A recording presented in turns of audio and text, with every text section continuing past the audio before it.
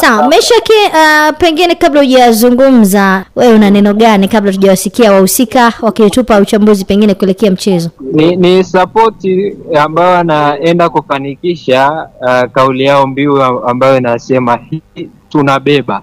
Pengine mpaka inafika kesho saa 12 kamili jioni tutajua kauli itakuwa imetekelezwa kweli na wachezaji ama watu tutabaki tu kama historia, ama historia itajirudia ya mwaka 1993 baada ya kupoteza finali dhidi ya Stella Abidjan.